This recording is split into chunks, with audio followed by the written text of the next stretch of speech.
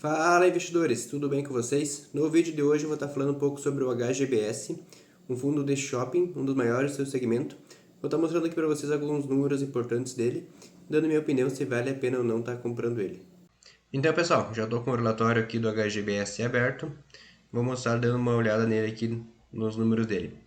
A cota de mercado aqui estava 18,60 no dia, né, do relatório.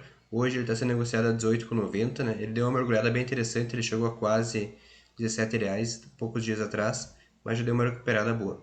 A cota patrimonial é 21,57, então aqui a gente já vê que ele tem um leve desconto. O que significa essa cota patrimonial? É o patrimônio do fundo dividido pela quantidade de cotas.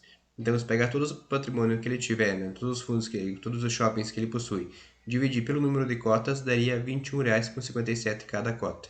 Ele está sendo negociado a R$ 18,60. Então, ele tem um desconto ali mais ou menos de R$ 3,00 por cota, né, que é algo bem interessante. Aqui ele começou, é um fundo bem antigo, tá? Desde 2006, novembro de 2006, então é um dos mais antigos que a gente tem. E a taxa de administração de 0,6% ao ano, uma taxa bem barata, tá? Se for ver outros fundos, cobram geralmente 1,20, e ainda tem alguns que, além dessa taxa, eles cobram taxa de performance. Então, o HGBS cobra somente 0,6% ao ano, sem taxa de performance. Então, uma taxa bem boa mesmo. E aqui, quantidade de cotistas, quase 132 mil. E valor de mercado, 2,4 bilhões. Então, descendo aqui um pouco mais, aqui tem a variação das vendas, né, relacionado com o ano anterior. A vacância medida no Brasil de shoppings, né, tem 4,7%. Descendo aqui um pouco mais, os principais destaques operacionais.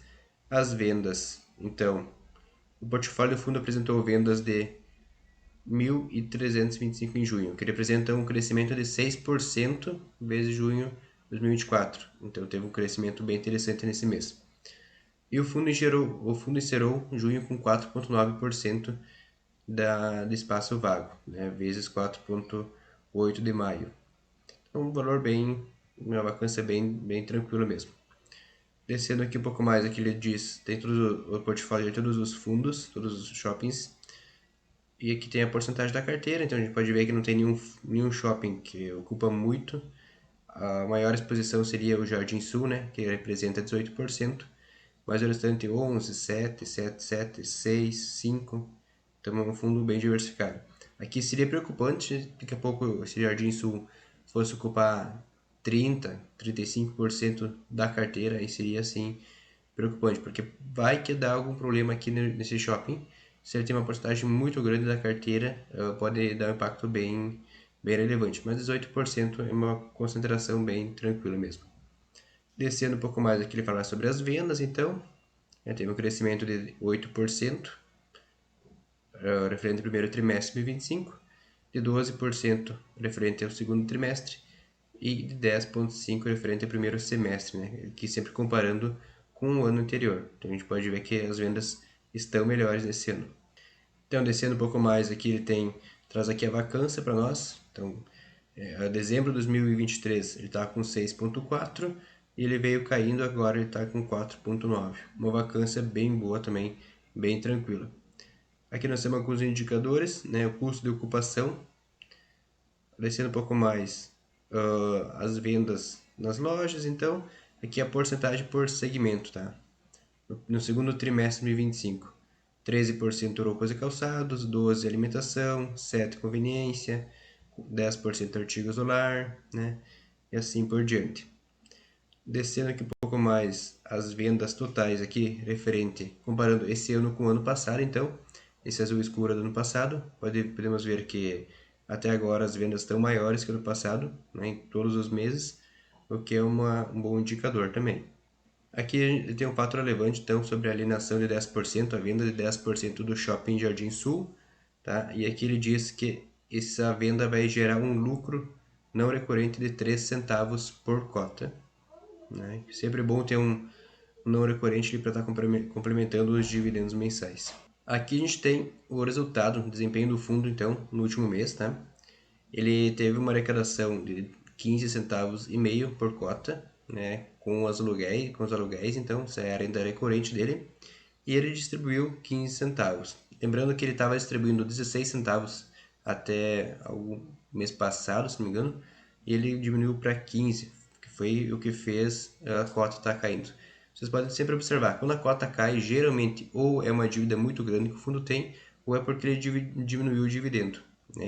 E são nessas épocas que a gente consegue comprar um fundo com preço bom. Então, descendo um pouco mais aqui, a gente consegue ver, né, as receitas do fundo. E aqui o resultado, o rendimento do HGBS, né, 15 centavos por cota que ele pagou e gerou 15,5. Aqui ele tem uma tabelinha então dos resultados gerados e rendimentos distribuídos. É bem interessante para a gente estar analisando. Aqui, por exemplo, em julho, ele gerou então os 15 centavos e meio, distribuiu 15, só que em junho ele gerou 13 centavos e distribuiu 16 centavos, né, que era o patamar de dividendos que ele vinha mantendo há um bom tempo já. Então ele consumiu bastante reserva, tá? Então você pode ver que ele tinha 0,24 centavos, né, 2 centavos e meio de reserva acumulada. Nesse mês agora ele conseguiu aumentar um pouco essa reserva para 3 centavos. E continua aqui então distribuindo agora a partir de agora 15 centavos, né? Antes era 16. Vai ficar mais dentro do que ele vem gerando de caixa, né? Aqui julho do ano passado, né, gerou bastante, quase 19 centavos. Agosto 19, só que ele de lá para cá caiu bastante. 12 centavos, 12, 13, 18, né, e assim por diante. Então está mais perto dos 15 centavos do que 16 centavos por mês. Então aqui a gente tem a projeção de resultados, tá? Aqui onde é que ele está dizendo que ele vai distribuir 15 centavos por cota até o final do ano. Isso é bem interessante porque a gente consegue ter uma previsibilidade bem interessante. E aqui ele também diz que até então o primeiro semestre de 2025 o fundo vinha distribuindo, a renda vinha sendo impactada então positivamente pelo lucro imobiliário auferido pelo shopping, né, de Novo Hamburgo aqui, né, que foi uma venda que eles fizeram. Então era o não recorrente. Então a partir de agora vai ser esses 15 centavos que é a renda recorrente do shopping. Então aqui temos a carteira de investimentos do HGBS. Ele possui 20 shopping centers, né? Tem 15 investindo de forma direta e 4 através desses outros fundos imobiliários aqui, que ele possui cotas. A diversificação da carteira de ativos, 79% então são imóveis e 15% fundos imobiliários, que é essa exposição secundária que ele possui nesses 4 shoppings. Aqui a gente tem todos os shoppings que ele possui, né, a porcentagem que ele representa dentro da carteira, né, o maior deles é o Jardim Sul, com 18%, depois o Shopping Penha, 11%, Parque Dom Pedro, 7% e assim por diante.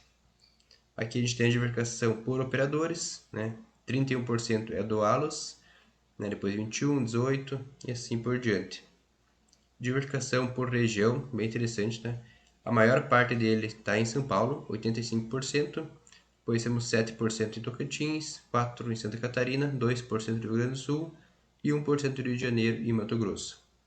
A quantidade de ativos por participação, então 11 deles é participação minoritária, 7 deles é majoritária e tem 2 que são de forma indireta, então através das cotas.